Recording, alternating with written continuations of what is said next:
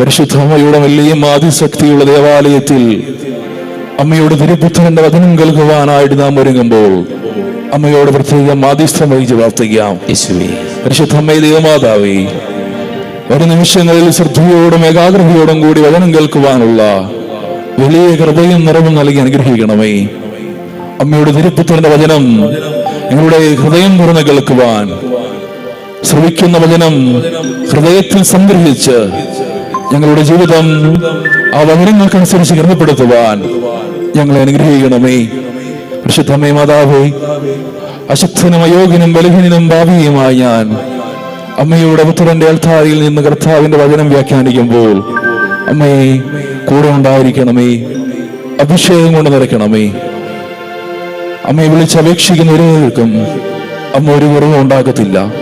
അതുകൊണ്ട് സ്നേഹമുള്ളവരെ, നമ്മുടെ പ്രാർത്ഥനാ നിയമങ്ങൾ ഏറ്റവും ഭക്തിനിർഭരമായി പരിശുദ്ധ അമ്മയുടെ മുമ്പിലേക്ക് എളിമയോട് സമർപ്പിച്ചുകൊണ്ട് ഒന്നു ചേർന്ന മനോഹരമായ പ്രാർത്ഥന നമുക്ക് ചൊല്ലി പ്രാർത്ഥിക്കാം. നന്മ നിറഞ്ഞ മറിയമേ, നിനക്ക് സ്വസ്തി, കർത്താവ് അങ്ങയുടെ കൂടെ സ്ത്രീകൾ ഞങ്ങൾ അനുഗ്രഹിക്കപ്പെട്ടവളാകുന്നു. അങ്ങയുടെ ഉദരത്തിൻ ഫലമായി ഈശോ അനുഗ്രഹിക്കപ്പെട്ടവനാകുന്നു. പരിശുദ്ധ മറിയമേ, തമ്പുരാന്റെ അമ്മേ, പാപികളായ ഞങ്ങൾക്ക് വേണ്ടി ഇപ്പോഴും ഞങ്ങളുടെ മരണസമയത്തും തമ്പുരാനോട് അപേക്ഷിച്ചു കൊള്ളണമേ. ആമേൻ. വലിയ ലോക സൗഖ്യങ്ങൾ ഉണ്ടാകുവാൻ പരിശുദ്ധ അമ്മയോട് പ്രത്യേകമായിട്ട് മധ്യസ്ഥം വഹിച്ചുകൊണ്ട് നമുക്ക് പ്രാർത്ഥിക്കാം. നന്മ നിറഞ്ഞ മറിയമേ, നിനക്ക് സ്വസ്തി, കർത്താവ് അങ്ങയോടുകൂടെ സ്ത്രീകളിൽ അങ്ങ് അനുഗ്രഹിക്കപ്പെട്ടവളാകുന്നു. അങ്ങയുടെ ഉദരത്തിൻ ഫലമായ ഈശോ അനുഗ്രഹിക്കപ്പെട്ടവനാകുന്നു. പരിശുദ്ധ മറിയമേ, തമ്പുരാന്റെ അമ്മേ, പാപികളായ ഞങ്ങൾക്ക് വേണ്ടി എപ്പോഴും ഞങ്ങളുടെ മരണസമയത്തും തമ്പുരാനോട് അപേക്ഷിച്ചു കൊള്ളണമേ. ആമേൻ. സമൂഹത്തിൽ ഒരു കൊച്ചുകുട്ടിക്ക് വേണ്ടി ആത്മാർത്ഥമായി പ്രാർത്ഥിക്കുന്ന ഒരു അമ്മയുണ്ട്. അമ്മയുടെ അവിശുദ്ധമായിട്ടുള്ള പ്രാർത്ഥനാ നിയോഗം ഈശോയിലേക്ക് പൂർണ്ണമായിട്ട് സമർപ്പിച്ചുകൊണ്ട് ആ കുട്ടിക്ക് പൂർണ്ണമായിട്ടുള്ള ആരോഗ്യം കിട്ടുവാനുള്ള വലിയ അഭിഷേകത്തോടെ നിറവത്തോടെ പരിശുദ്ധ അമ്മയോട് പ്രത്യേകം മാധ്യസ്ഥം വഹിച്ചുകൊണ്ട് എല്ലാവരും ചേർന്ന് വലിയ ഒരു ദൈവാനുഭവം ആ കുട്ടിക്ക് ലഭിക്കുവാൻ നമുക്ക് ആത്മാർത്ഥമായിട്ട് ഒന്നു ചേർന്ന് പ്രാർത്ഥിക്കാം. നന്മ നിറഞ്ഞ മറിയമേ, നിനക്ക് സ്വസ്തി, കർത്താവ് അങ്ങയോടുകൂടെ സ്ത്രീകൾ ഞങ്ങൾ അനുഗ്രഹിക്കപ്പെട്ടവളാകുന്നു. അങ്ങയുടെ ഉദരത്തിൻ ഫലമായ ഈശോ അനുഗ്രഹിക്കപ്പെട്ടവനാകുന്നു. പരിശുദ്ധ മറിയമേ, തമ്പുരാന്റെ അമ്മേ, പാപികളായ ഞങ്ങൾക്ക് വേണ്ടി ഇപ്പോഴും ഞങ്ങളുടെ മരണസമയത്തും തമ്പുരാനോട് അപേക്ഷിച്ചു കൊള്ളണമേ. ആമേൻ. ഹല്ലേലൂയ, ഹല്ലേലൂയ. കരങ്ങൾ രണ്ടുപേരും ഹല്ലേലൂയ, ഹല്ലേലൂയ, കരങ്ങൾ ഉയർത്തി അടിച്ചുകൊണ്ട് ഹല്ലേലൂയ, ഹല്ലേലൂയ. എടുത്ത് നമ്മൾ നിൽക്കുന്ന ആൾക്ക് സ്തുതി കൊടുത്തുകൊണ്ട് നമുക്ക് ഇരിക്കാം. ഒന്ന് ചിരിച്ചാ കൊടുക്ക്. കട്ടമ തീർക്കാൻ കൊടുക്കുന്നതാണ് ചിലർ. ഇരിക്കാം. സ്നേഹമുള്ളവരെ, ഈശോയുടെ സാന്നിധ്യത്തിൽ ദേവാലയത്തിൽ ഒരിക്കൽ കൂടി കർത്താവിന്റെ കാരുണ്യം കൊണ്ട് മാത്രം നമുക്ക് വചനം കേൾക്കുവാനായിട്ട് ഇടവന്നിരിക്കുകയാണ്. നമുക്കറിയുന്നത് പോലെ നമുക്ക് ലോകത്ത് കേൾക്കുവാൻ ഏറ്റവും നല്ല കാര്യം അത് യേശുവിന്റെ വചനമാണ്. കാതിന് പെട്ടെന്ന് സുഖവും രസമൊക്കെ നൽകുന്ന വേറെ പല വാർത്തകളും പല സംസാരങ്ങളും ഒക്കെ ഉണ്ടാകാം. പക്ഷേ ലോകത്ത് ഏറ്റവും കൂടുതൽ നമുക്ക് കേൾക്കേണ്ടത്, ലോകത്തിൽ ഏറ്റവും കൂടുതൽ നമുക്ക് കേൾക്കുവാൻ ഇമ്പവും അതിൽ തന്നെ വലിയ സന്തോഷവും സൗഖ്യവും സമാധാനവും ഒക്കെ ഉള്ളത് കർത്താവിന്റെ വചനമാണ് എന്നുള്ള യഥാർത്ഥമായിട്ടുള്ള വസ്തുത തിരിച്ചറിഞ്ഞുകൊണ്ട് ഈശോയുടെ ദേവാലയത്തിൽ നമുക്ക് വളരെ തീക്ഷ്ണതയോടെ ആഗ്രഹത്തോടെ വചനം കേൾക്കാം. സ്നേഹമുള്ളവരെ, വചനം പറയുന്ന ഒരു കാര്യമുണ്ട്. അത് യോഹന്നാൻ സുവിശേഷം അതിന്റെ 1-ാം അധ്യായം 16-ാം വാക്യം. യോഹന്നാന്റെ സുവിശേഷം അതിന്റെ 1-ാം അധ്യായം 16-ാം വാക്യത്തിൽ കർത്താവിന്റെ വചനം പറയുന്നു,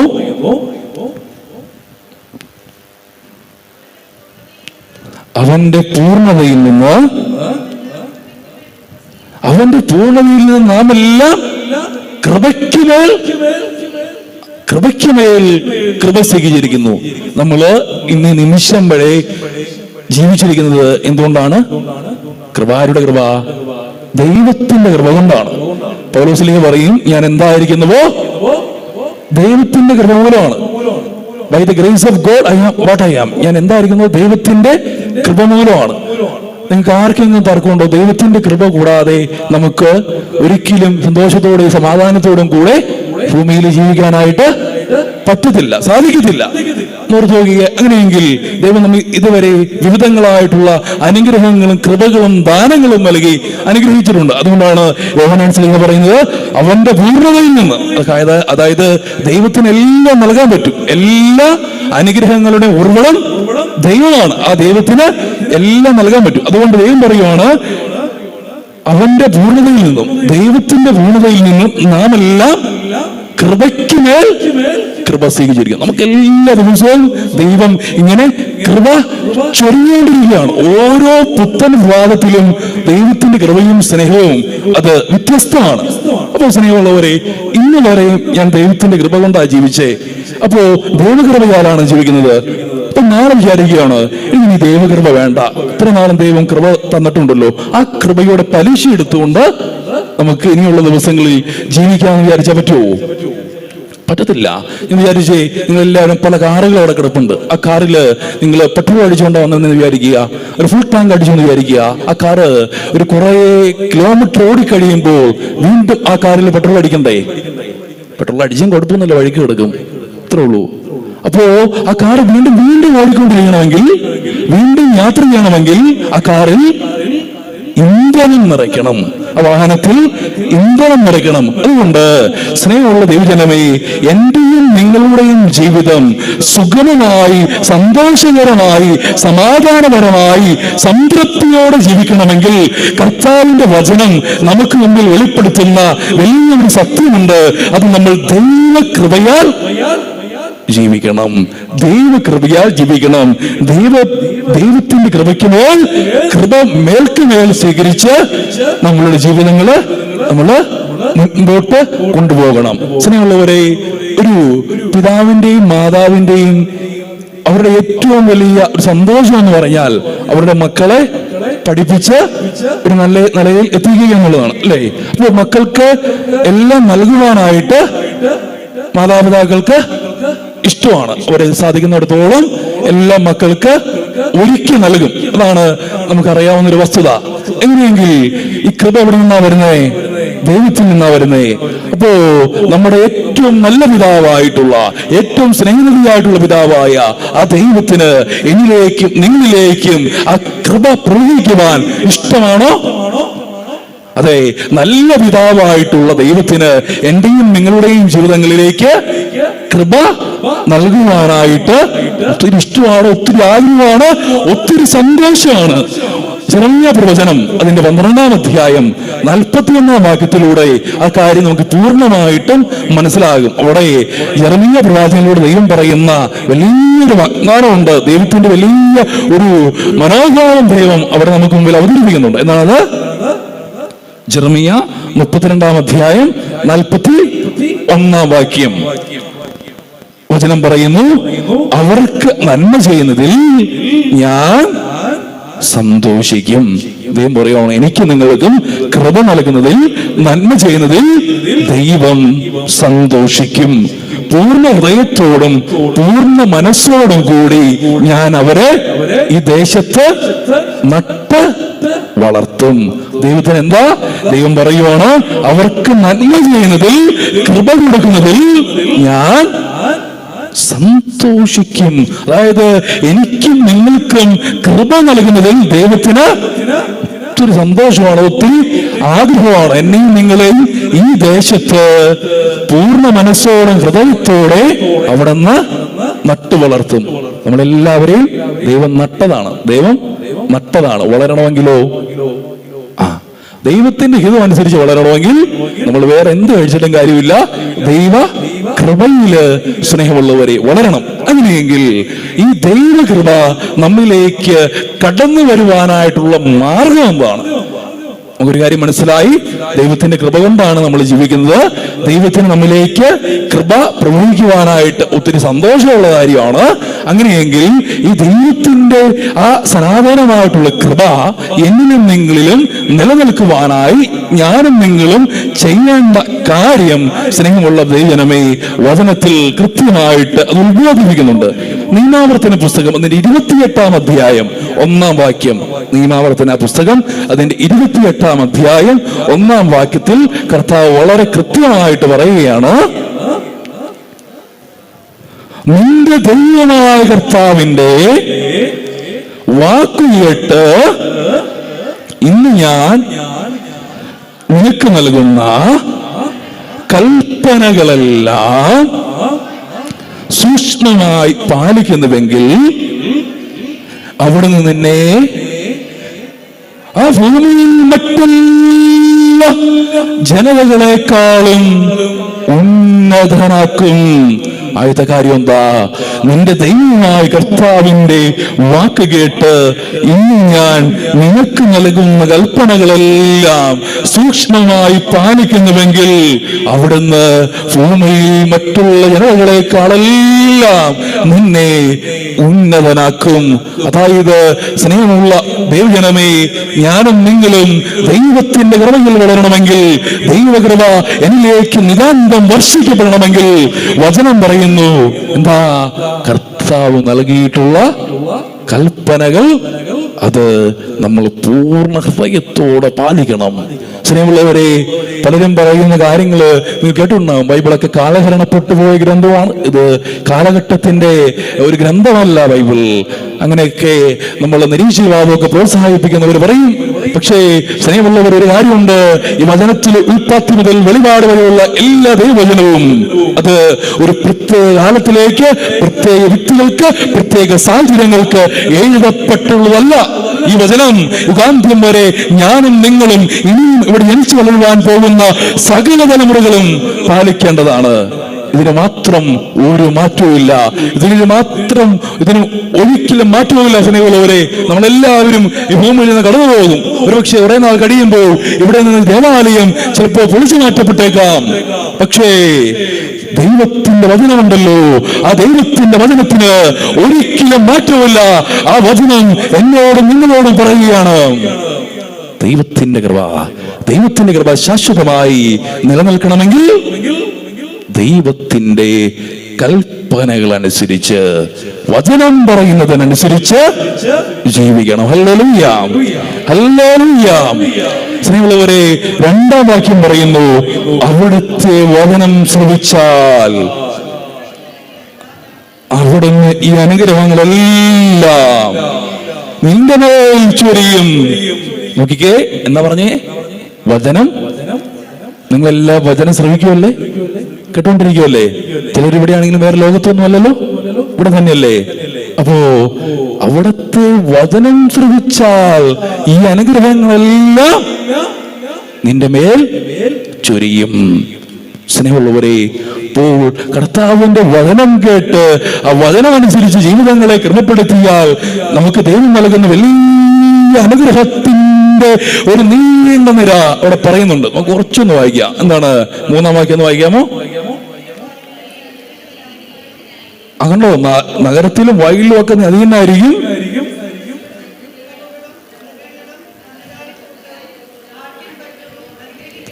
നിന്റെ എല്ലാം, നിന്റെ സന്തതികള്, നിന്റെ ആട്ടിൻകുട്ടികള്, നിന്റെ നാട്, അല്ലെ നിന്റെ കൃഷിസ്ഥലം എല്ലാം എന്ത് ചെയ്യപ്പെടും? അനുഗ്രഹിക്കപ്പെടും. നിന്റെ അപ്പക്കുട്ടയും മാവ് കൊടുക്കുന്ന കലവും അനുഗ്രഹിക്കപ്പെടും. അതായത് നിന്റെ വീട്ടിൽ ദാരിദ്ര്യം ഉണ്ടാവില്ല. അവിടെ ദൈവം ഭക്ഷണം നൽകും.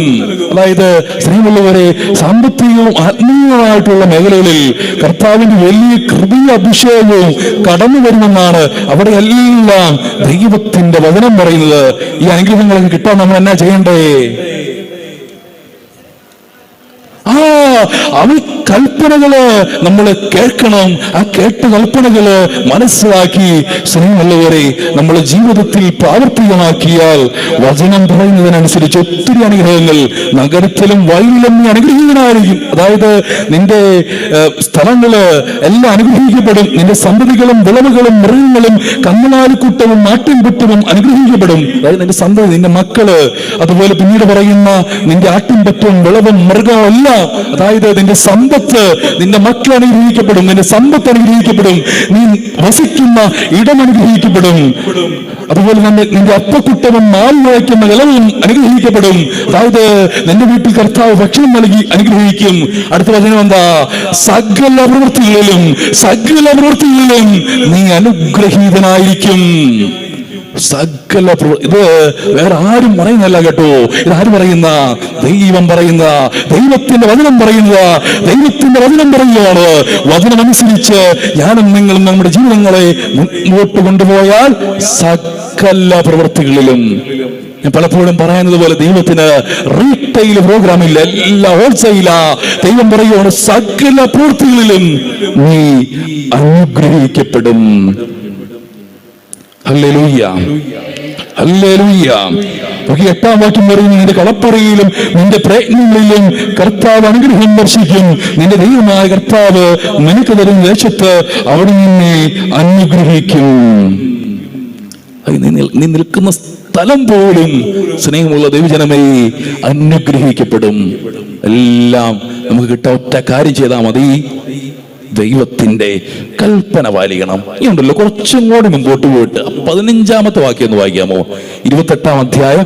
ദൈവം ആദ്യം പറഞ്ഞു കൽപ്പന പാലിക്കുക, അപ്പൊ നീ അനുഗ്രഹിക്കും എന്ന് പറഞ്ഞുകൊണ്ട് വലിയ അനുഗ്രഹങ്ങളുടെ ഒരു നീണ്ട നിര കർത്താവ് എനിക്കും നിങ്ങൾക്കും മാനവകുലത്തിന് മുഴുവൻ വയ്ക്കിച്ചതിന് ശേഷം ഒരു 15-ാം വാക്യം എത്തുമ്പോൾ കർത്താവ് ഈ റൂട്ട് മാറ്റുകയാണ്.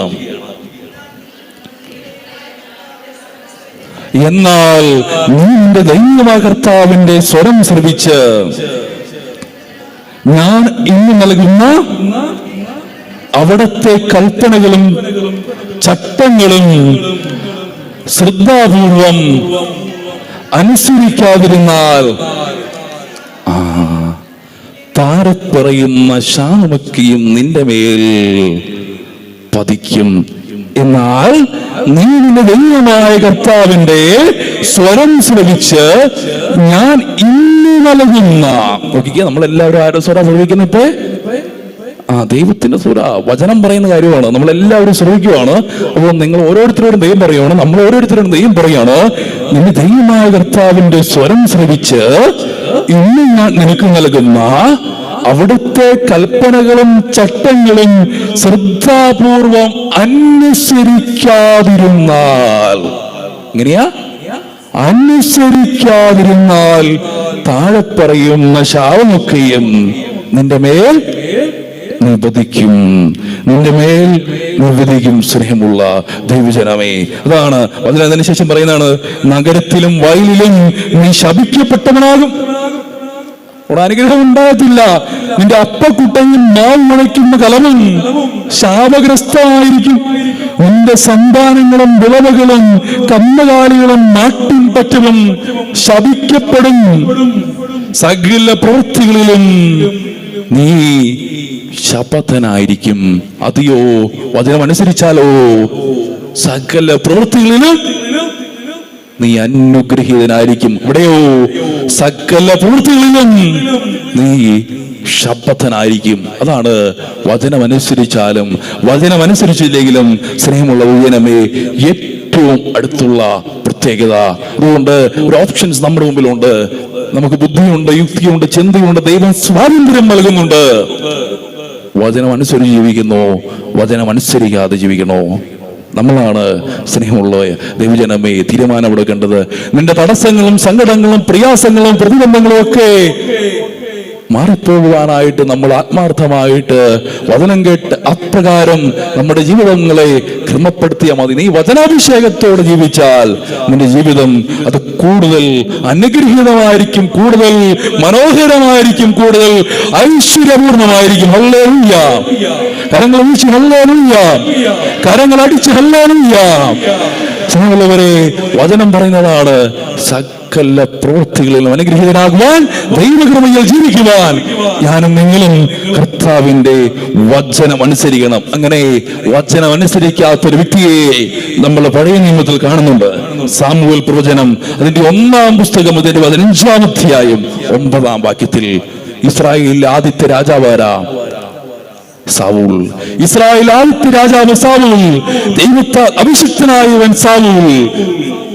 ഒരു രാജ്യത്തെ നയിക്കുവാൻ ദൈവം അനന്തതയിലെ തീരുമാനിച്ചവൻ സാവൂൾ. പക്ഷേ ഈ സാവൂളിനോട് ദൈവം ഒരിക്കൽ പറഞ്ഞു, നീ പോയി അമലേക്യരുമായി യുദ്ധം ചെയ്യണം. അമലേക്കിലുമായി യുദ്ധം ചെയ്തതിനു ശേഷം അവിടെ ഉള്ള ഒരു സാധനവും എടുക്കരുത്, എല്ലാം നശിപ്പിക്കണമെന്ന് ദൈവത്താൽ തെരഞ്ഞെടുക്കപ്പെട്ട സാമൂലിനോട് ദൈവം അറിയിക്കുകയാണ്.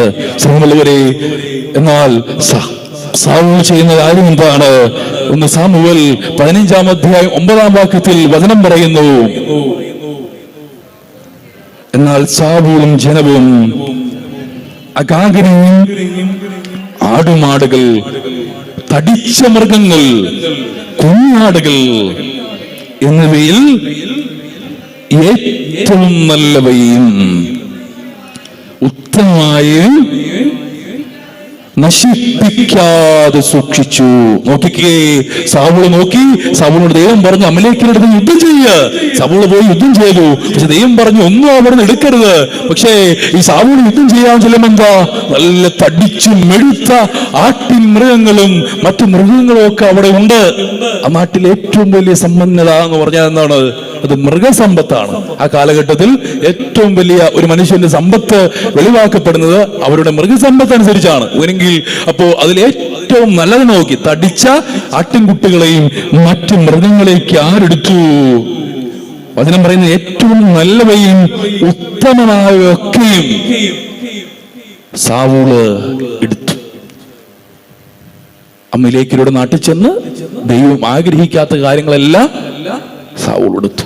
സ്നേഹമുള്ളവരെ, പിന്നെയുണ്ടല്ലോ സാവൂളിന്റെ ചരിത്രം വായിച്ചു പോകുമ്പോൾ, വിശുദ്ധ ഗ്രന്ഥത്തിലൂടെ കടന്നു പോകുമ്പോൾ നമുക്ക് മനസ്സിലാവും ദൈവത്തിന് അതുകൊണ്ട് അത്യുഗ്രമായ കോപവും ക്രോധവും സാവൂളിന് മേലുണ്ടായി. പിന്നീട് വചനം തുടർന്ന് വായിച്ചു പോകുമ്പോൾ സാമൂലിന്റെ 2-ാം പുസ്തകത്തിലേക്ക് എത്തുമ്പോൾ നാം മനസ്സിലാക്കുന്ന ഒരു വസ്തുതയുണ്ട്. ഈ സാവൂൾ എങ്ങനെയാണ് വധിക്കപ്പെടുന്നതെന്ന് അറിയാമോ? ഒരു അമലേഖ്യനാലാണ് സാവൂള് വധിക്കപ്പെടുന്നത്. ദൈവം അന്നേ പറഞ്ഞതാണ് എല്ലാം നശിപ്പിക്കണം. പക്ഷേ ദൈവഹിതമനുസരിച്ച് പ്രവർത്തിക്കാത്ത, ദൈവത്തിന്റെ അനുഗ്രഹം മനസ്സിലാക്കി പ്രവർത്തിക്കാത്ത സാവൂൾ സ്വാർത്ഥപരമായിട്ടുള്ള ആഗ്രഹങ്ങൾക്കും മോഹങ്ങൾക്കും സാമ്പത്തിക അഭിവൃദ്ധിക്കും വേണ്ടി ആ മൃഗങ്ങളെ അവിടെ നിന്ന് പിടിച്ചുകൊണ്ടുപോയിപ്പോൾ പ്രിയപ്പെട്ട നിമിഷമേ, സാവൂളിനെ കാത്തിരുന്നത് വലിയ ശാപമാണ്, വലിയ ദൈവകോപമാണ്, വലിയ ദൈവത്തിന്റെ ക്രോധമാണ്. അതാണ് വചനമനുസരിച്ചാലും വചനമനുസരിച്ചില്ലെങ്കിലും നമുക്ക് നൽകുന്ന ഏറ്റവും വലിയ പ്രത്യേകത. നമുക്ക് യെശയ്യാ പ്രവചനം അതിന്റെ 1-ാം അധ്യായം 19-ാം വാക്യം, യെശയ്യാ പ്രവചനം അതിന്റെ 1-ാം അധ്യായം 19-ാം വാക്യം.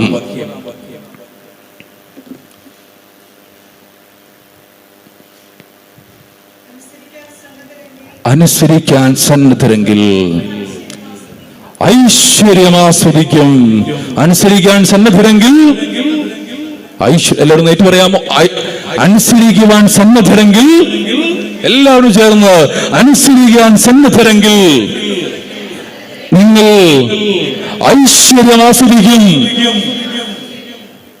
സ്നേഹമുള്ളവരെ, ഈ ദൈവത്തിന്റെ വചനമനുസരിച്ച് നമ്മുടെ ജീവിതങ്ങളെ ക്രമപ്പെടുത്തിക്കൊണ്ട് പോകുമ്പോഴുണ്ടല്ലോ, ദൈവത്തിന്റെ വചനം അനുസരിക്കുകയാണെങ്കിലുണ്ടല്ലോ, സ്നേഹമുള്ളവരെ, അവിടെ ദൈവം എന്നെയും നിങ്ങളെയും ഐശ്വര്യം നൽകി അനുഗ്രഹിക്കും.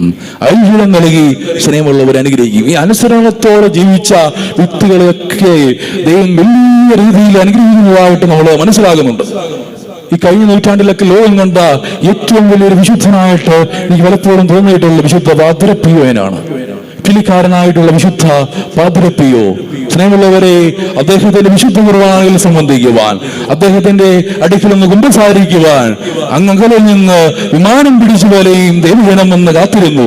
അദ്ദേഹത്തിന്റെ അടുത്തുള്ള നാടൊക്കെ വികസിച്ചിരുന്നു. കാരണം അദ്ദേഹത്തിന്റെ അടുത്ത് കുമ്പസാരിക്കുവാനും വിശുദ്ധ കുർബാനയിലും പങ്കുകൊള്ളുവാനും ഒക്കെ ആയിട്ട് വരുന്നവരുണ്ടല്ലോ, അടുത്ത് റൂമുകൾ എടുത്ത് താമസിക്കേണ്ടതായിട്ടുള്ള ഒരവസ്ഥാവിശേഷം ആ നാട്ടിൽ അന്ന് സംജാതമായിരുന്നു.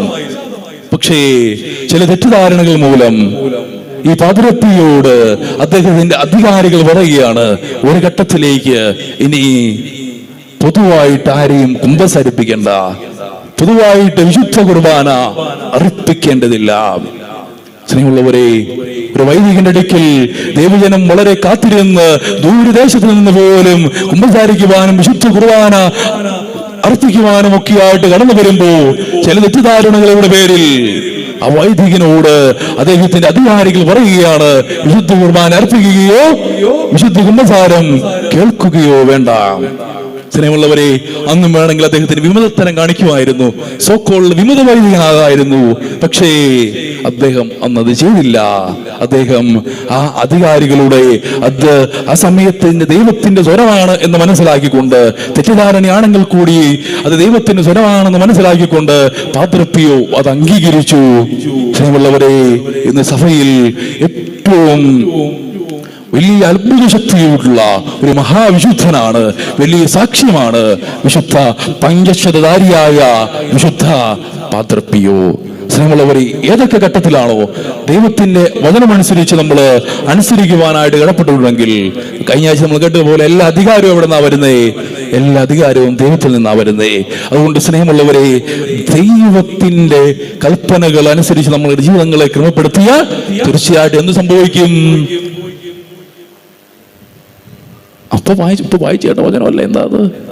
ഐശ്വര്യം ആസ്വദിക്കും, ഐശ്വര്യം ആസ്വദിക്കും. അനുസരിക്കുവാൻ നീ സന്നദ്ധമെങ്കിൽ വചനം പറയുകയാണ്, നീ ഐശ്വര്യം ആസ്വദിക്കും. അങ്ങനെ ഐശ്വര്യം ആസ്വദിച്ചൊരു വ്യക്തിയെ ഉൽപ്പത്തി പുസ്തകത്തിൽ നമുക്ക് കണ്ടുമുട്ടാം.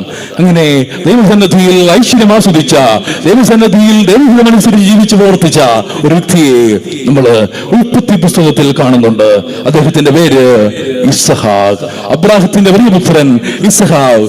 ഇസ്ഹാക്കിനെ കുറിച്ച് ഉൽപ്പത്തി പുസ്തകം 26-ാം അധ്യായം 12-ാം വാക്യം എന്നാ പറയുന്നേ? ഇസ്ഹാക്ക് ആ നാട്ടിൽ കൃഷി ഒരുക്കുകയും ആ കൊല്ലം തന്നെ 100 മേനി വിളവെടുക്കുകയും ചെയ്തു. കർത്താവ് ഓൾറെഡി ബ്ലെസ്ഡ് ഹിം, ദൈവം അവനെ അനുഗ്രഹിച്ചു. ഭൂതകാലത്തിൽ ദൈവം അവനെ അനുഗ്രഹിച്ചു. സ്നേഹമുള്ളവരെ, ദൈവത്തിന് അനുസരിച്ച് ഇസ്ഹാക്ക് കൃഷി ചെയ്തു. എന്ത് സംഭവിച്ചു? അവിടെ കൃഷി 100 മേനി പുറപ്പെടുവിച്ചു. ദൈവം അവനെ അനുഗ്രഹിച്ചു. 13-ാമത്തെ വാക്യം വായിച്ചേ. അവൻ അഭിവൃദ്ധിപ്പെട്ടുകൊണ്ടേയിരുന്നു. ആദ്യം ദൈവം അനുഗ്രഹിച്ചു. 2, ഇംഗ്ലീഷ് ഗ്രാമറൊക്കെ പഠിക്കുന്നവന് മനസ്സിലാവും. പ്ലസ് ദൈവം അനുഗ്രഹിച്ചു, അത് പാസ്റ്റ് ടെൻസ് ആണ്. രണ്ടാമത് അവൻ അഭിവൃദ്ധിപ്പെട്ടുകൊണ്ടേ, പ്രസന്റ് കണ്ടിന്യൂസ്. ആ സമയത്ത് സംഭവം നടന്നുകൊണ്ടേ ഇരിക്കുന്നു. പിന്നീടോ ക്രമേണ അവൻ സമ്പന്നനാവുകയും ചെയ്തു. ദൈവം അനുഗ്രഹിച്ചു, അനുഗ്രഹിച്ചുകൊണ്ടിരുന്നു. അനുഗ്രഹത്തിന്റെ പൂർണ്ണതയിൽ ദൈവം അവനെ കൊണ്ടു നിർത്തി, അവനെ സമ്പന്നനാക്കി. അനുഗ്രഹിച്ചു, അഭിവൃദ്ധിപ്പെടുത്തി, ക്രമേണ അവൻ സമ്പന്നനാവുകയും ചെയ്തു. ഒരു പ്രൊസീജിയറായിരുന്നു. പെട്ടെന്ന് ദൈവം അവന് എല്ലാം കൊടുത്തില്ല. അനുഗ്രഹിച്ചു, ക്രമേണ അവനെ അഭിവൃദ്ധിപ്പെടുത്തിക്കൊണ്ടിരുന്നു. തുടർന്ന് അവനെ സമ്പന്നനാക്കുകയും ചെയ്തു. അതാണ് സ്നേഹമുള്ളവരെ ദൈവത്തിന്റെ പദ്ധതി.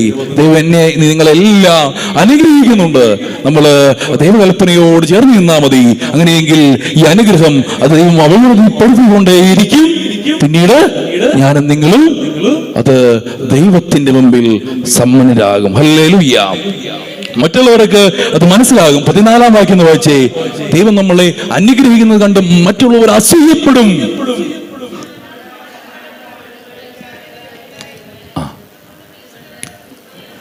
ഫിലിസ്തർക്ക് അവനോട് അസൂയ തോന്നി. ഫിലിസ്തർക്ക് അവനോട് അസൂയ തോന്നി. സ്നേഹമുള്ളവരെ, വചനം പറയുന്ന ആദ്യം പറഞ്ഞ കാര്യമുണ്ട്. ആ നാട്ടിൽ കൃഷി ഇറക്കുകയും. ആ നാട് ആരുടെ നാടാന്നറിയോ? ഫിലിസ്തീനയുടെ നാടാ. കാരണം അവർ പോലും അവിടെ കൃഷി ചെയ്തിട്ട് എന്ത് കിട്ടുന്നില്ല? ഇത്രമാത്രം വിളവുകളില്ല, പരിചാരകളില്ല, മൃഗങ്ങളില്ല. ആ ഫിലിസ്തീൻ നോക്കുമ്പോണ്ടല്ലോ ഒരു യഹൂദൻ വന്നിട്ട്, ഒരു ഹെബ്രായൻ വന്നിട്ട് കൃഷി ചെയ്യുന്നു.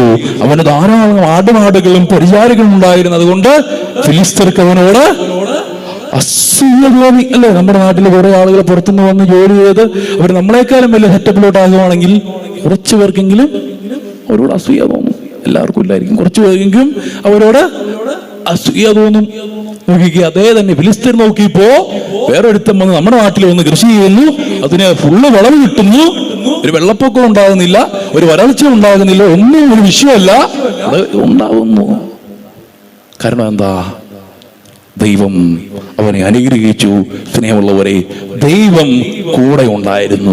ദൈവം അവന്റെ കൂടെ ഉണ്ടായിരുന്നു. അത് മറ്റുള്ളവർക്ക് മനസ്സിലായി തുടങ്ങി. അത് കുറച്ചുകൂടി മനസ്സിലാകുന്നത് ഉൽപ്പത്തി പുസ്തകം 39 അധ്യായം 2 വാക്യത്തിലേക്ക് വരുമ്പോ ഇപ്പോൾ നമ്മൾ കണ്ട ഇസ്ഹാക്കിന്റെ പുത്രൻ, യാക്കോബിന്റെ പുത്രൻ ജോസഫിനെ കാണുന്നു. അതാ ഇസ്ഹാക്കിന്റെ കൊച്ചുമോനെ നമ്മൾ അവിടെ കാണുകയാണ്. അദ്ദേഹത്തിന്റെ പേരെന്താ? ജോസഫിന്റെ കഥ നമുക്ക് എല്ലാവർക്കും കൃത്യമായിട്ട് അറിയുന്നതാണ്. സഹോദരന്മാരാൽ അസൂയ പൂണ്ട് സഹോദരന്മാര് ഒരു കുഴിയിലേക്ക് വലിച്ചെറിഞ്ഞവൻ, പിന്നീട് ഈജിപ്തിലേക്ക് വിൽക്കപ്പെട്ടവൻ, അവിടെ ചെന്ന് അവിടുത്തെ ഏറ്റവും വലിയ ഒരു ഗവർണറായി, ഏറ്റവും വലിയ ഉദ്യോഗസ്ഥനായി മാറിയവൻ. ഈ ജോസഫിന്റെ പ്രത്യേകത നമുക്ക് മനസ്സിലാക്കാം. സ്നേഹമുള്ളവരെ, ഉൽപ്പത്തി പുസ്തകം 39 അധ്യായം 2 വാക്യം. കർത്താവ് ആരുടെ കൂടെ ഉണ്ടായിരുന്നു? ജോസഫിന്റെ കൂടെ ഉണ്ടായിരുന്നു. നോക്കിക്കേ, എല്ലാ കാര്യങ്ങളിലും അവന് ശ്രേയസ് ഉണ്ടായി. അതായത് അവന് ഐശ്വര്യം ഉണ്ടായി. എല്ലാ കാര്യങ്ങളിലും അവന് ഐശ്വര്യം ഉണ്ടായി. ഈജിപ്തുകാരനായി യജമാനന്റെ വീട്ടിലായിരുന്നു അവൻ. നോക്കിക്കേ, അവൻ ദൈവത്തിന്റെ കൂടെ, ദൈവം അവന്റെ കൂടെ ഉണ്ടായിരുന്നു. അതുകൊണ്ട് അവന് എന്നാ സംഭവിച്ചു?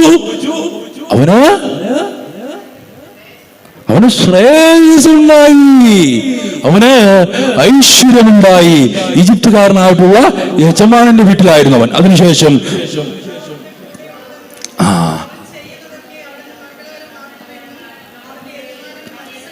കർത്താവ് അവന്റെ കൂടെ ഉണ്ടെന്നും അവൻ ചെയ്യുന്നതൊക്കെ അവിടുന്ന് മംഗളകരമാക്കുന്നുവെന്നും അവന്റെ യജമാനന്റെ മനസ്സിൽ വലിയ സാക്ഷ്യമായി. സ്നേഹമുള്ള, ഐശ്വര്യത്തോടെ ജീവിച്ച ശ്രേയസ് ഉണ്ടായിരുന്ന ഈ ജോസഫിന്റെ ശ്രേയസിന്റെ പിന്നിലെ ശക്തി, അതിലെ ചാലക ശക്തി, അത് കർത്താവാണെന്ന് ആർക്ക് മനസ്സിലായി? യജമാനൻ ആരാ? പൊത്തിഫർ. യജമാനന്റെ പേര് പൊത്തിഫർ എന്നാണ്. സ്നേഹമുള്ളവരെ, യജമാനന് മനസ്സിലാവുകയാണ്, വലിയ സാക്ഷ്യമായി മാറുകയാണ്. ഐശ്വര്യം, സ്നേഹമുള്ള ദൈവജനമേ, വലിയ സാക്ഷ്യത്തിലേക്ക് മാറിക്കൊണ്ടിരിക്കുകയാണ്. നോക്കിക്കേ, ആദ്യം നമ്മൾ കണ്ടത്, നമ്മളെല്ലാവരും ദൈവകൃപയാൽ ജീവിക്കുന്നവരാണ്. ദൈവകൃപയാൽ ജീവിക്കുന്നവരാണ്. ദൈവത്തിന്റെ കൃപയില്ലെങ്കിൽ തീർച്ചയായിട്ടും നമ്മളുടെ ജീവിതങ്ങളെ സന്തോഷകരമായിട്ട് നമുക്ക് മുൻപോട്ട് കൊണ്ടുപോകുവാനായിട്ട് സാധിക്കത്തില്ല. ദൈവത്തിന്റെ കൃപ ശാശ്വതമായിട്ട് എന്നും നമ്മളുടെ കൂടെ നിലനിൽക്കണം. അങ്ങനെ ദൈവകൃപ നിലനിൽക്കുവാൻ നമ്മൾ എന്നാ ചെയ്യേണ്ടത്? കർത്താവിന്റെ കൽപ്പനകൾ പാലിച്ചാൽ ദൈവം അനുഗ്രഹിക്കും. കൽപ്പനകൾ പാലിച്ചില്ലെങ്കിലോ? കൽപ്പനകൾ പാലിച്ചാൽ സകല പ്രവൃത്തികളിലും നീ അനുഗ്രഹീതനായിരിക്കും. കൽപ്പനകൾ പാലിച്ചില്ലെങ്കിൽ വചനം പറയുന്നു, സകല പ്രവൃത്തികളിലും നീ ശാപസ്ഥനായിരിക്കും. നോക്കിക്കേ, അപ്പൊ കൽപ്പനകൾ പാലിച്ചാൽ തീർച്ചയായിട്ടും ദൈവത്തിന്റെ കൃപ നമുക്ക് കിട്ടും. അനുസരിക്കാൻ സന്നദ്ധനെങ്കിൽ നമുക്ക് ഐശ്വര്യം ലഭിക്കും. ഇങ്ങനെ നമുക്ക് ഐശ്വര്യം ലഭിച്ചാൽ നമ്മുടെ ഐശ്വര്യം കൊണ്ട് മറ്റുള്ളവർക്ക് അത് വലിയൊരു സാക്ഷ്യമാകണം, വലിയൊരു സാക്ഷ്യമാകണം. സ്നേഹമുള്ളവരെ, ഈ സഭ തുടങ്ങിയപ്പോൾ സഭയിൽ എത്ര പേരുണ്ടായിരുന്നു? എത്ര പേരുടെ കൂട്ടായ്മയിലേക്കാണ് പരിശുദ്ധാത്മാവ് കടന്നു വന്നത്? 12 അപ്പോസ്തലന്മാര്. അതിൽ ഒരാളെ 11 പേരേ ഉള്ളൂ. പിന്നീട് ഒരാളെ കുറിയിട്ട് തിരിച്ചെടുത്തു. അങ്ങനെ 12 പേര്. അതുകൂടാണ്ട് മാതാവ്, കുറച്ചധികം സ്ത്രീകൾ, അത്രയും പേരുള്ളൂ. ഒന്നടങ്കം പ്രാർത്ഥിച്ചുകൊണ്ടിരുന്നപ്പോഴാണ് പരിശുദ്ധാത്മാവ് എഴുന്നള്ളിവെന്ന് അവിടെ സഭ ഉണ്ടായത്. പെന്തക്കോസ്താ ദിനത്തിൽ. പ്രിയമുള്ളവരെ, പിന്നെ ഉണ്ടല്ലോ, ഇന്ന് ഈ സഭ ലോകത്തിന്റെ എല്ലാ അതിർത്തികളിലേക്കും വളർന്നിരിക്കുന്നു. എല്ലാ ഭൂഖണ്ഡങ്ങളിലും സഭയുടെ സാന്നിധ്യമുണ്ട്. അതെങ്ങനെയാ? സ്ത്രീയന്മാര് പോയി സുവിശേഷം പ്രസംഗിച്ചു, മറ്റുള്ളവർക്ക് സാക്ഷ്യം നൽകി, മറ്റുള്ളവർക്ക് സ്നേഹമുള്ളവരെ സാക്ഷ്യം നൽകി. അതായത് സാക്ഷി ജീവിതത്തിന് വലിയ പ്രസക്തിയുണ്ട്. ഞാനും നിങ്ങളും ഇന്ന് ദേവാലയത്തിൽ വരാനുള്ള കാരണം എന്താ? ഒരു കാരണം, എന്റെ മാതാപിതാക്കളും ഇപ്രകാരം ചെയ്യുന്നവരായിരുന്നു. ഈ രീതി തന്നെ അഭ്യസിച്ചുകൊണ്ടിരുന്നവരായിരുന്നു. ചെറുപ്പം മുതൽ എന്നെ വിശ്വാസത്തിൽ വളർത്തിക്കൊണ്ടിരുന്നവരായിരുന്നു. അതുകൊണ്ടാണ് സ്നേഹമുള്ളവരെ ഞാനും നിങ്ങളും ദേവാലയത്തിൽ കടന്നു വന്നിരിക്കുന്നത്. ഇങ്ങനെ നമ്മുടെ വിശ്വാസം നമ്മൾ മുൻപോട്ട് കൊണ്ടുപോകുന്നതിന് കാരണം അത് ശക്തമായിട്ടുള്ള സാക്ഷ്യമാണ് എന്ന് സ്നേഹമുള്ളവരെ നമ്മൾ മനസ്സിലാക്കണം. അതുകൊണ്ട് ദൈവം നമുക്ക് ഐശ്വര്യം നൽകുമ്പോൾ ഐശ്വര്യം സ്നേഹമുള്ളവരെ മറ്റുള്ളവർക്ക് നമ്മള് പകർന്നു നൽകണം. ഹല്ലേലൂയ. സാക്ഷിയാകണം. ഞാനും നിങ്ങളും അനുഗ്രഹിക്കപ്പെടുന്നുണ്ടെങ്കിൽ, അഭിവൃദ്ധിപ്പെടുന്നുണ്ടെങ്കിൽ സ്നേഹമുള്ളവരെ അത് മറ്റുള്ളവർക്ക് സാക്ഷ്യമായിട്ട് മാറണം. നമ്മൾ പഴയ നിയമത്തിലെ യാക്കോബിനെ കാണുന്നുണ്ട്. യാക്കോബിനെ, അതായത് ഇപ്പൊ കണ്ട യോസഫിന്റെ അപ്പനെ യാക്കോബ്. അപ്പോ യാക്കോബിന്റെ മൽപ്പിടുത്തം നമ്മൾ കാണുന്നുണ്ടല്ലോ ബൈബിളിൽ വെച്ച്. അങ്ങനെ രാത്രി മുഴുവൻ മൽപ്പിടുത്തം നടത്തിയ ആ റെസ്ലിംഗ് നടത്തിക്കൊണ്ടിരുന്ന ഈ ജോസഫ് അവസാനം താൻ മൽപ്പിടുത്തം നടത്തിയ ആളോട് ഒരു കാര്യം ചോദിക്കുന്നുണ്ട്. എന്താണത്? എന്നാ പറയുന്നത്? എനിക്ക് നല്ലൊരു വീട് വേണമെന്നാണോ? അല്ല. എനിക്ക് അല്ലെങ്കിൽ നല്ല സമ്പത്ത് വേണമെന്നാണോ? പിന്നെ എന്നാ പറയുന്നേ? എന്നെ അനുഗ്രഹിച്ചല്ലാതെ എന്നെ വിടത്തില്ല. ദൈവത്തോട് യാക്കോബ് പറയുന്ന കാര്യമാണ്, എന്നെ അനുഗ്രഹിച്ചിട്ടല്ലാതെ നിന്നെ ഞാൻ വിടത്തില്ല. സ്നേഹമുള്ളവരെ, അതാണ് ഏറ്റവും വലിയ കാര്യം. നമ്മൾ അങ്ങനെ ചോദിക്കുന്നുണ്ട് ദൈവത്തോട്. ഈ ദേവാലയത്തിലേക്ക് കടന്നു വന്ന് മുട്ടിന്മേലായിരുന്നു കൊണ്ട് ദൈവത്തോട് നമ്മൾ ആത്മാർത്ഥമായിട്ട് ചോദിക്കുന്നുണ്ട്, ദൈവം ഞാൻ അനുഗ്രഹിച്ചിട്ടല്ലാതെ നിന്നെ ഞാൻ വിടത്തില്ല എന്ന് നമ്മൾ ആത്മാർത്ഥമായിട്ട് പ്രാർത്ഥനയായിട്ട് കർത്താവിലേക്ക് ഉയർത്തുന്നുണ്ടോ? അത് നമ്മൾ നിസ്സാരങ്ങളായ കാര്യങ്ങൾക്ക്, നമ്മുടെ ശാരീരിക സൗഖ്യത്തിനും അല്ലെങ്കിൽ ജോലി മേഖലയിൽ അഭിവൃദ്ധിക്കും പല തടസ്സങ്ങൾ മാറുവാനൊക്കെയാണോ നമ്മൾ പ്രാർത്ഥിക്കുന്നത്? കർത്താവ് അനുഗ്രഹിച്ചതെല്ലാം നടക്കും. സ്നേഹമുള്ളവരെ, കർത്താവ് അനുഗ്രഹിച്ച ബാക്കി എല്ലാ കാര്യങ്ങളും നടക്കും. യാക്കോബ് അതിബുദ്ധിമാനായിരുന്നു, ജ്ഞാനമുള്ളവനായിരുന്നു. അതുകൊണ്ടാണ് യാക്കോബ് ഇപ്രകാരം പ്രാർത്ഥിച്ചത്, ദൈവമേ അനുഗ്രഹിച്ചിട്ടല്ലാതെ ഞാൻ നിന്നെ വിടത്തില്ല. ഹല്ലേലൂയ. എല്ലാവരും തന്നെ ഹല്ലേലൂയ. ദൈവസന്നിധിയിൽ എല്ലാവരും ഹൃദയം തുറന്ന് പറഞ്ഞു ഹല്ലേലൂയ. സ്നേഹമുള്ളവരെ, അതുകൊണ്ട് നമ്മൾ ഈ ദൈവം നൽകിയിട്ടുള്ള ഐശ്വര്യം അത് സാക്ഷ്യമായിട്ട് മാറണം. നമ്മൾ വിചാരിക്കരുത് ഒരിക്കലും ഭൗതികമായിട്ടുള്ള, സാമ്പത്തികമായിട്ടുള്ള, അല്ലെങ്കിൽ നമുക്ക് ഭൗതികമായിട്ടുള്ള നേട്ടം നൽകുന്ന ഒരു അഭിവൃദ്ധി മാത്രമാണ് യഥാർത്ഥ ഐശ്വര്യമെന്ന്. അതൊരിക്കലുമല്ല. അത് താൽക്കാലികമായിട്ടുള്ള അനുഗ്രഹങ്ങളാണ്. നമ്മൾ ഭൂമിയിൽ ജീവിക്കുമ്പോൾ അതും വേണം. പക്ഷേ അതിനേക്കാൾ വലിയ ഒരു കാര്യമുണ്ട്. അത് യോഹന്നാന്റെ ലേഖനം അതിന്റെ 3-ാം അധ്യായം 3-ാം ലേഖനം അതിന്റെ 1-ാം അധ്യായം 2-ാം വാക്യത്തിൽ പറയുന്നുണ്ട്. യോഹന്നാന്റെ വാത്സല്യഭാജനമേ, നിന്റെ ആത്മാവ് ക്ഷേമസ്ഥിതിയിലായിരിക്കുന്നത് പോലെ എല്ലാ കാര്യങ്ങളിലും നിനക്ക് ഐശ്വര്യമുണ്ടാകട്ടെ, നീ ആരോഗ്യവാനായിരിക്കട്ടെ എന്ന് ഞാൻ പ്രാർത്ഥിക്കുന്നു. ഇങ്ങനെയാണ് വാത്സല്യ ഭാജനം. എന്നെയും ദൈവം, നിങ്ങളെയും ദൈവം എന്നാ വിളിക്കുന്നതെന്ന് അറിയോ? വാത്സല്യ ഭാജനമേ. നിന്റെ ആത്മാവ് എന്താണ്? നമുക്ക് ഈ ശരീരം മാത്രമുള്ളോ? വേറെന്തുണ്ട്?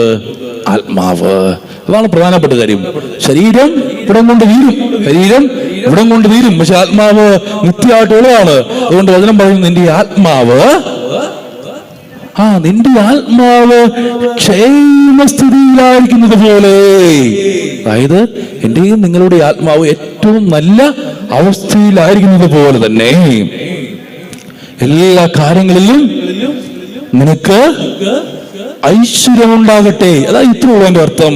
സ്നേഹമുള്ളവരെ, എന്റെയും നിങ്ങളുടെയും ആത്മാവ് അത് ദൈവത്തിന്റെ ആത്മാവിനോട് അനുരൂപപ്പെട്ടാണ് ഇരിക്കുന്നതെങ്കിൽ, ദൈവത്തിന്റെ വചനവും കൽപ്പനകളും ഹിതമനുസരിച്ചുമാണ് നമ്മളുടെ ജീവിതങ്ങളെ മുൻപോട്ട് കൊണ്ടുപോകുന്നതെങ്കിൽ, ആത്മാവ് ക്ഷേമസ്ഥിതിയിലാണെങ്കിൽ എന്തു പറയും? അവിടെ നമ്മുടെ ഭൗതികമായ ജീവിതത്തിലും എന്തുണ്ടാകും? അനുഗ്രഹം ഉണ്ടാവും, ഐശ്വര്യം ഉണ്ടാവും. ആര് പറഞ്ഞതാ? ദൈവത്തിന്റെ വചനം പറയുന്നതാ. അതുകൊണ്ട് നമ്മുടെ ആത്മാക്കളെ അതിന്റെ ക്ഷേമസ്ഥിതിയിലാക്കുവാൻ നമ്മള് സ്നേഹമുള്ളവരെ നിതാന്തം പരിശ്രമിക്കണം, പരിശീലിക്കണം. എന്നാലേ നമുക്ക് ഒരു സന്തോഷവും സമാധാനവും ഒക്കെ സ്നേഹമുള്ളവരും ഉണ്ടാകത്തുള്ളൂ. അതുകൊണ്ടാണ് നമ്മുടെ ആത്മീയ ജീവിതമൊക്കെ നമ്മുടെ ആത്മാവിന്റെ കേടുപാടുകള് തീർക്കുവാനാണ്. നമുക്കൊരു അസുഖം വരുമ്പോൾ നമ്മൾ എങ്ങോട്ട് പോകും? ഹോസ്പിറ്റലിൽ പോകും, അല്ലേ? നമ്മൾ ഹോസ്പിറ്റലിൽ പോകും. അതിന്റെ ശാരീരികമായിട്ടുള്ള ശാസ്ത്രം അനുസരിച്ചുള്ള ചികിത്സാ രീതിയിലൊക്കെ നമ്മൾ ചെയ്യും. അതുപോലെ തന്നെ നമ്മൾ ഈ ലോകത്തിൽ ജീവിക്കുമ്പോൾ, ഈ ലോകത്തിന്റെ സാഹചര്യങ്ങളിൽ ജീവിക്കുമ്പോൾ, പാപ സാഹചര്യങ്ങളിൽ ജീവിക്കുമ്പോൾ നമ്മുടെ ആത്മാവിന് കേടുപാടുകൾ വരുവാൻ സാധ്യതയുണ്ട്. അപ്പോൾ നമ്മൾ ചെയ്യേണ്ട ഏറ്റവും പ്രധാനപ്പെട്ട ഒരു കാര്യം, ഈ ആത്മാവിന്റെ കേടുപാടുകൾ തീർക്കാൻ വേറെ ആരെങ്കിലും വരുമോ? എന്റെ ആത്മാവിന്റെ കാര്യം ആര് നോക്കണം? ഞാൻ നോക്കണം. മറ്റുള്ളവർക്ക് ഒരുപക്ഷെ നിങ്ങളെ സഹായിക്കാനും കേടുവാനും പറ്റും, പക്ഷെ അത്യന്താപേക്ഷിതമായി എന്റെ ആത്മാവിന്റെ കേടുപാടുകൾ തീർക്കേണ്ടത് ആരാണ്? നമ്മൾ തന്നെയാണ്, ഞാൻ തന്നെയാണ്. സ്നേഹമുള്ളവരെ, അതുകൊണ്ടാണ് ഈ ആത്മീയ ജീവിതവും കുമ്പസാരവും വിശുദ്ധ കൂദാശകളും ഒക്കെ ഉള്ളത്. അത് നമ്മുടെ ആത്മീയമായിട്ടുള്ള കേടുപാടുകൾ തീർക്കാനാണ്. വചനം പറയുന്നുണ്ടല്ലോ, തെറ്റുകൾ മറച്ചു വെക്കുന്നവന് കർത്താവിന്റെ കരുണ ലഭിക്കത്തില്ല, അവ ഏറ്റുപറഞ്ഞ് വരുന്നിരിക്കുന്നവന് കർത്താവിന്റെ ഐശ്വര്യം ലഭിക്കും. തെറ്റ് മറച്ചു വെക്കുന്നവന് കർത്താവിന്റെ കരുണ ലഭിക്കത്തില്ല, അവ ഏറ്റുപറഞ്ഞ് വരുന്നിരിക്കുന്നവന് കർത്താവിന്റെ ഐശ്വര്യം ലഭിക്കും. അതായത് നമ്മൾ തെറ്റുകൾ മറച്ചു വെച്ച് പാപ സാഹചര്യങ്ങളിലാണ് നമ്മൾ ജീവിക്കുന്നതെങ്കിൽ നമ്മുടെ ആത്മാവ് ക്ഷേമസ്ഥിതിയിലല്ല. കണ്ടോ, വചനം എല്ലാം പരസ്പരം കണക്റ്റഡ് ആണ്. നമ്മുടെ ആത്മാവ് ക്ഷേമസ്ഥിതിയിലല്ല. അങ്ങനെ ക്ഷേമസ്ഥിതിയിലല്ലെങ്കിൽ എന്ന് സംഭവിക്കും? ഐശ്വര്യം ഉണ്ടാകത്തില്ല. ക്ഷേമസ്ഥിതിയിലാണെങ്കിലോ ഐശ്വര്യം ഉണ്ടാകും. അതാണ് സ്നേഹമുള്ളവരെ ഈ കുമ്പസാരത്തിന്റെയും വിശുദ്ധ കുർബാനയുടെ ഒക്കെ ഏറ്റവും വലിയ ശക്തി. നമ്മുടെ ആത്മാവിന്റെ കേടുപാടുകൾ തീർത്ത് നമ്മുടെ വലിയ ഐശ്വര്യത്തിലേക്കും സന്തോഷത്തിലേക്കും നയിക്കുന്ന അമൂല്യങ്ങളായിട്ടുള്ള ദൈവത്തിന്റെ വലിയ കൃപാദാനങ്ങളാണ് സ്നേഹമുള്ള ദൈവജനമേ ഈ കൂദാശകൾ. അതുകൊണ്ട് നമുക്ക് നമ്മുടെ ആത്മാവിന്റെ കേടുപാടുകൾ തീർക്കുവാൻ നമുക്ക് ആത്മാർത്ഥമായിട്ട് പരിശ്രമിക്കാം. വചനം പറയുന്ന കാര്യം യാക്കോബ് ശ്ലീഹ എഴുതിയ ലേഖനം അതിന്റെ 1-ാം അധ്യായം 17-ാം വാക്യം. യാക്കോബ് ശ്ലീഹ എഴുതിയ ലേഖനം അതിന്റെ 1-ാം അധ്യായം 17-ാം വാക്യം.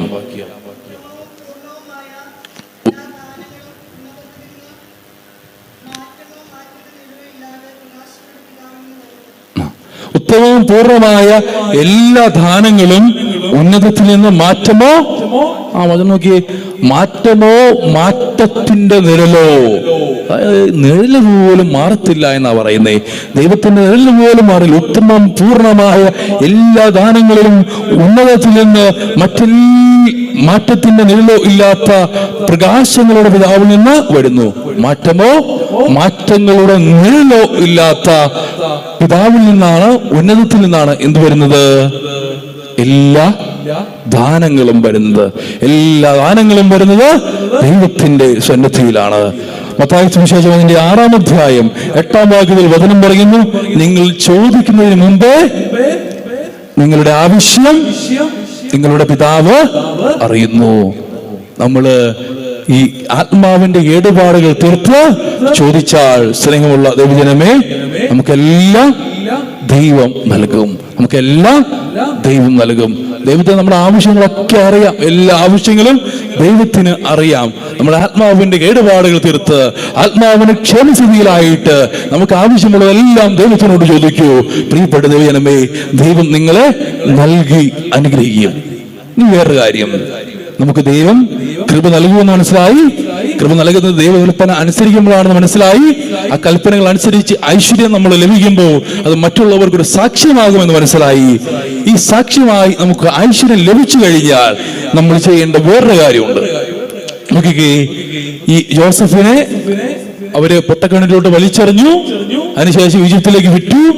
അവിടെ ചെന്ന് ഈജിപ്തിൽ ആരായി? ജോസഫ് സമ്പന്നനായി, ഗവർണറായി, ഇവിടുത്തെ ഏറ്റവും വലിയ ഉദ്യോഗസ്ഥനായി. ഇതിന്റെ ഇടയ്ക്ക് കാലാന്തരത്തിൽ സഹോദരന്മാർക്ക് എന്ത് സംഭവിച്ചു? ആ ദാരിദ്ര്യം, ആ നാട്ടില് ദാരിദ്ര്യവും പട്ടിണിയും പഞ്ഞവും ഒക്കെയായി. ഇപ്പുറത്തോ ഒരു സഹോദരൻ വലിയ ഐശ്വര്യത്തിൽ കഴിയുന്നു. മറ്റുള്ള എല്ലാവരും, മറ്റുള്ള സഹോദരങ്ങളും പിതാവും ഒക്കെ എവിടെയാ? നാശത്തിലാ, വലിയ ശാപത്തിലാ, പട്ടിണിയിലാ, വന്യത്തിലാ. ഇപ്പോൾ എന്താണ് ദൈവം ഈ ജോസഫിലൂടെ പറയുന്നത് നമുക്ക് നോക്കാം. ഉൽപ്പത്തി പുസ്തകം 50-ാം അധ്യായം 20-ാം വാക്യം. ഉൽപ്പത്തി പുസ്തകം 50-ാം അധ്യായം 20-ാം വാക്യത്തിൽ കർത്താവിന്റെ വചനം പറയുന്ന ഒരു കാര്യമുണ്ട്. ഉൽപ്പത്തി പുസ്തകം അതിന്റെ 50-ാം അധ്യായം 20-ാം വാക്യം.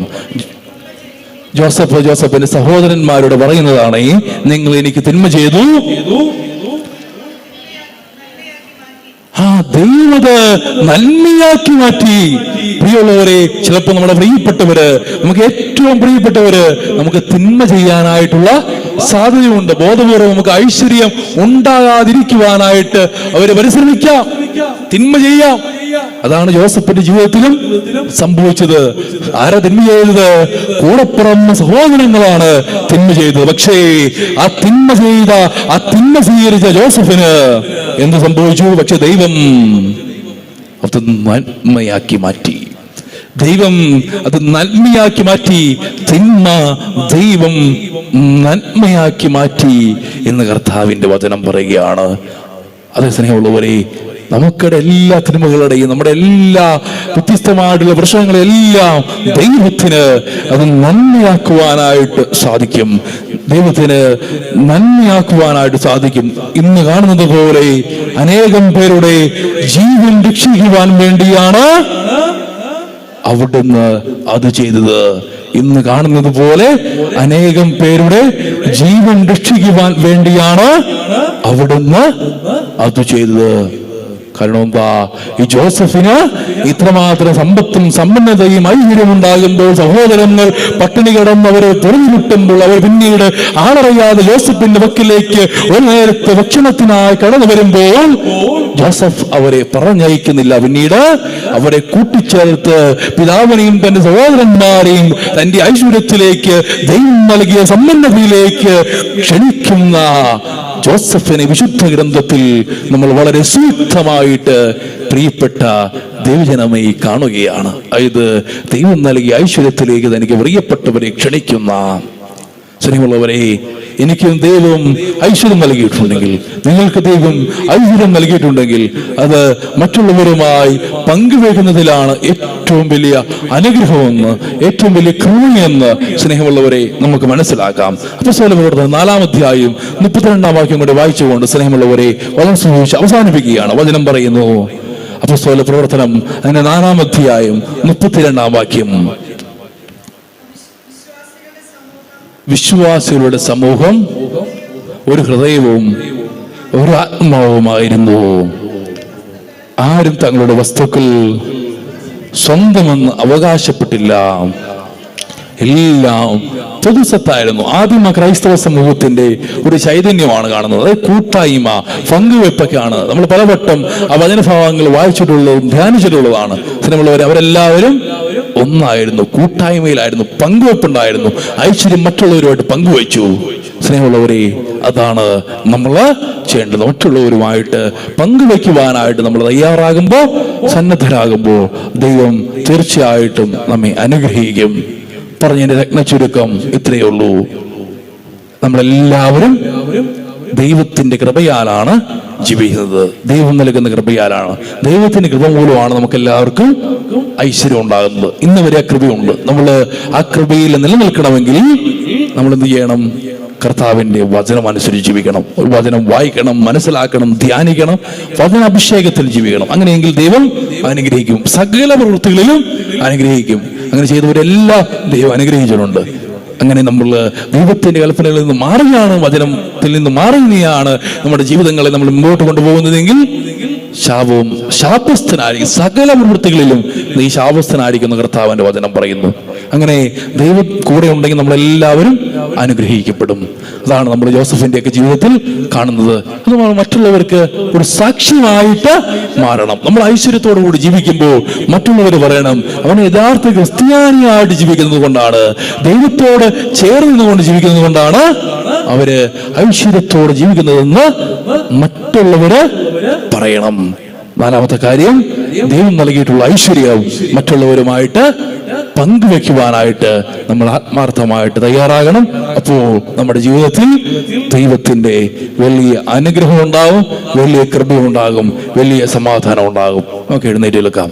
എല്ലാവർക്കും ഒന്ന് എഴുന്നേറ്റ് നിന്ന് സ്നേഹമുള്ളവരെ ആത്മാർത്ഥതയോടുകൂടി പ്രാർത്ഥിക്കാം. കണ്ണുകളടച്ച് കരങ്ങൾ കൂപ്പി ഈശോയുടെ സന്നിധിയിലായിരിക്കാം. ഈശോയെ, കഴിഞ്ഞ ഒരു 3/4 മണിക്കൂറോളം ഈശോയുടെ ഒരിക്കലും മാറാത്ത വചനം ഞങ്ങൾ കേട്ട് മനസ്സിലാക്കുകയായിരുന്നു. ഈശോയുടെ അനുഗ്രഹം എങ്ങനെയാണ് ഞങ്ങളുടെ ജീവിതങ്ങളിലേക്ക് കടന്നു വരുന്നത് എന്ന് ഞങ്ങൾ ആത്മാർത്ഥമായി ബോധ്യത്തോടുകൂടി മനസ്സിലാക്കുകയായിരുന്നു. സ്നേഹമുള്ളവരെ, പൗലോസ്ലീഹ പറയുന്നത് പോലെ ദൈവത്തിന്റെ കൃപ മൂലമാണ് നമ്മളെല്ലാവരും ജീവിക്കുന്നത്. ഞാൻ എന്തായിരിക്കുന്നുവോ ദൈവത്തിന്റെ കൃപയാലാണ്. ആ ദൈവത്തിന്റെ കൃപ ശാശ്വതമായി നമ്മളുടെ ജീവിതത്തിൽ നിലനിന്ന് ശാശ്വതമായ ദൈവകൃപ നമ്മൾ നിലനിൽക്കുവാൻ കർത്താവിന്റെ വചനം പൂർണ്ണമായി മനസ്സിലാക്കി ആ വചനമനുസരിച്ച് ജീവിതങ്ങളെ ക്രമപ്പെടുത്തുവാൻ നമുക്ക് ആത്മാർത്ഥമായിട്ട് പരിശ്രമിക്കാം. അങ്ങനെയെങ്കിൽ ദൈവം നമ്മിലേക്ക് ഐശ്വര്യം വർഷിക്കും. ഈശോയെ, അങ്ങയുടെ ശക്തമായിട്ടുള്ള വചനാഭിഷേകത്താൽ ജീവിക്കുവാൻ ഞങ്ങൾ അനുഗ്രഹിക്കണമേ, പ്രാപ്തരാക്കണമേ. ഐശ്വര്യം മറ്റുള്ളവരുമായി പങ്കുവെച്ച് ആദിമസഭയുടെ ചൈതന്യത്തോടെ, യഥാർത്ഥ ക്രൈസ്തവ ചൈതന്യത്തോടെ ജീവിക്കുവാൻ ഈശോയെ ഞങ്ങളെ അനുഗ്രഹിക്കണമേ. ഈ നിമിഷം നമുക്ക് നമ്മുടെ ഗാനം പാടി ദൈവത്തെ ആരാധിക്കാം. ഇത്രനാൾ നമ്മളെല്ലാവരെയും അനുഗ്രഹിച്ച ഒത്തിരിയധികം കൃപകൾ നമ്മളിലേക്ക് പ്രവഹിച്ചിട്ടുള്ള ദൈവത്തിന് നന്ദിയുടെ ഒരു ഗാനം പാടി നമ്മൾ ആരാധിക്കുകയാണ്. ദൈവത്തിന്റെ വലിയ കൃപ നമ്മൾ നിറയാൻ എല്ലാവരും ചേർന്ന് സ്നേഹമുള്ളവരെ വലിയ ഒരു നന്ദി, ഹൃദയം നിറഞ്ഞ നന്ദി, കൃതജ്ഞതാ ഗാനത്തോടുകൂടി വേണം ദേവാലയത്തിലേക്ക് കടന്നു വരുവാൻ എന്നുള്ള സങ്കീർത്തകന്റെ പ്രബോധനം മനസ്സിൽ പൂർണ്ണമായി ഏറ്റുപറഞ്ഞുകൊണ്ട് ദൈവം നൽകിയിട്ടുള്ള എല്ലാ കൃപകൾക്കും അനുഗ്രഹങ്ങൾക്കും നന്ദി പറഞ്ഞ് ആത്മാർത്ഥമായി നമുക്ക് ദൈവത്തെ പാടി ആരാധിക്കാം.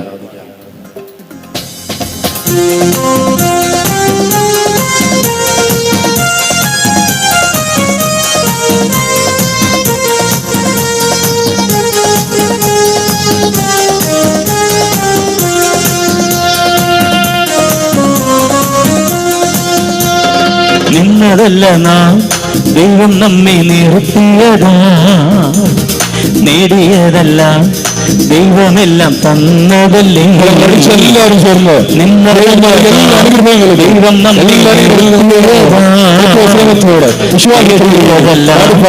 ദൈവമെല്ലാം തന്നതല്ലേ. നടത്തിയ വിധങ്ങളെ ഓർത്തിടുമ്പോൾ നന്ദിയോടെ നാഥന് സ്തുതി പാടിടാം. നടത്തിയ വിധങ്ങളെ ഓർത്തിടുമ്പോൾ നന്ദിയോടെ നാഥന് സ്തുതി പാടിടാം. ഇത്രത്തോളം ജയം തന്ന ദൈവത്തിന് സ്തോത്രം, ഇതുവരെ കരുതിയ രക്ഷകന് സ്തോത്രം. ഇത്രത്തോളം ജയം തന്ന ദൈവത്തിന് സ്തോത്രം, ഇതുവരെ കരുതിയ രക്ഷകന് സ്തോത്രം. ഇനിയും കൃപ തോന്നി കരുതിടണേ, ഇനിയും നടത്തണേ.